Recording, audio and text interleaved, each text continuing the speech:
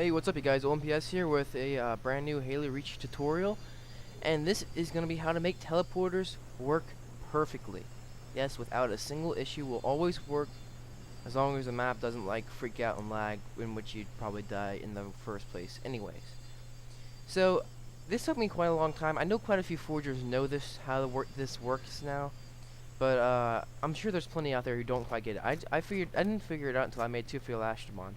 Everybody kept telling me that teleporter wasn't 100% accurate, but actually that was when I figured out how to make them always work no matter what. In Forge and custom games, that teleporter will work in Two Field Ashtaban absolutely, no matter what, pretty much in any situation, because it follows the laws I found of teleporters.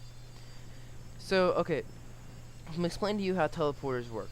So, as you can see, if I drive anything through that teleporter, it will always come out going the correct direction and the correct velocity.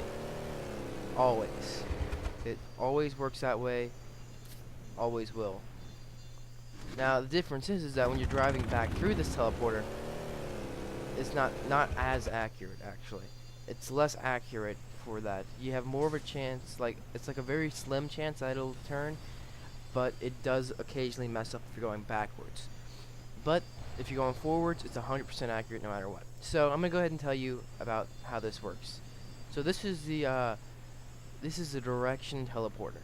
This is the teleporter that you'll be going through first. So when you hit this teleporter, this is what you call the direction teleporter. Actually, I'm facing this the wrong way. This is the direction teleporter. Now, once you go over here, you'll hit the fixed teleporter, or the flight teleporter. I put an F there. I can't remember what it stood for. I had a name for it earlier. Can't remember it.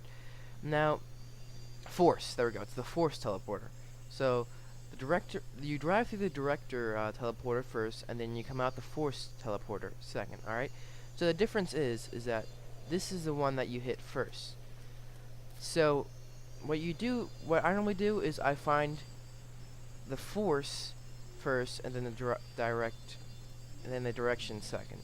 But anyways, we're gonna go ahead and go over this.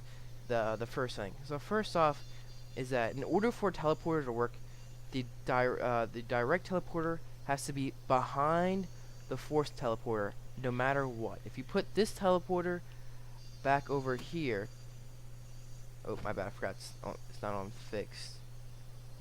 But if you put this teleporter over here, that automatically makes this teleporter never be completely accurate. Like, it could work every once in a while, but it won't be accurate. The fact is that you always have to follow a fuse. You don't have to actually physically draw this like I did, but I made it so it'd be a little bit easier for you guys to understand. This is what I refer to as the fuse. So when you go through here, the fuse absolutely has to go forward in order for it to reach its spot. So you cannot go backwards. It's impossible for the fuse to go backwards. So over here, same thing over here. The fuse goes forward, but it can also go up and keep going forward. And once again, it can go forward, then to the side, then up there again. But if I were to try to make the fuse do this, I probably should have built this ahead of time, didn't even think about it till now. To do something along the lines of where this part will be behind the fuse, that's when you're going to start having issues. So that's the basic idea of why teleporters aren't considered accurate. This teleporter will work every single time. Now, so I'm going to go ahead and explain to you guys the difference between the direct teleporter and the force teleporter. I'm going to go into details about that. So we're going to go ahead and go to the gadgets, teleporters. I'm just going to spawn 2 regular teleporters. Well, 2 ways, I guess, might as well, just to be on the safe side.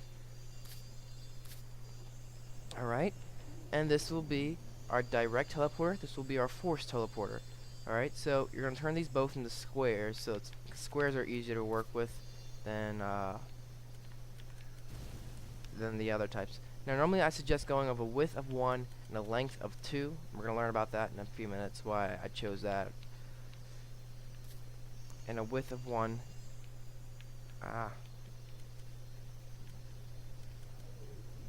Sorry, had the brace large selected. A width of 1 and a length of 2. Now you can test this out by just simply walking through the teleporters. So now what we're gonna do is we're gonna check for the force. So we're gonna walk through this teleporter. Now notice how I went slightly to the right. That means the force teleporter is off to the right. So we should turn this one 90 degrees to the right in order to make sure the force teleporter is forcing you the correct way. Don't worry about the direction yet. So as we walk through here, okay, now the force teleporter is pushing me this way, and that's the way we want to go. So we're going to leave that force teleporter alone. Now we're going to go ahead and go through the direction teleporter one more time to check which direction I'm going in. So when I go through the direction teleporter, I'm facing this way, and I need to be facing this way. So we're going to go back to the direction teleporter and turn that one 90 degrees in this direction. Now, I'm going to walk through here again. Now I'm facing the wrong teleporter because I forgot to put these on a different channel. My bad. So let's go ahead and try that one more time. So as I walk through here, I'm facing the incorrect direction. I'm the opposite way. So we're gonna go ahead and go back down to this guy. We're gonna change you 180 degrees around because we're trying to fix the direction of the force. Go through here, boom. That's it. Once you get it to work once, it'll always work. So no matter what I do now, that teleporter will always work because it follows the laws of teleporters. So that's just what I was trying to basic thought of teleporters. Ah, damn it, I hate that. One thing, obviously, first off, got to turn these into land vehicles. Another thing people don't realize is that you also have to have a bottom if you want vehicles to go through it. So I suggest always adding a bottom and then making it vehicles true. And now the mongoose should work. But I hope this teleporter tutorial helped me out. It wasn't as good as I thought it would be, obviously. But as you can see, the teleporter will always work. But like I said, make sure you follow the fuse. You cannot go backwards. So if I wanted to teleport you from here to back on that place, that will not work unless we're coming from this direction. You cannot hit the teleporter going this direction and come out follow the same direction but back here. It just does not work. That does not pretty much apply to the laws of physics. Anyways, you guys, I hope this tutorial helped any a lot or perhaps a little bit. If you guys need me to go into more detailed explanations, leave some comments and I'll do a much more detailed tutorial. This was just kind of a fast one I decided to put up. Hope this helps you out, you guys. It's oldmps signing out. Remember to subscribe and I'll see you guys later.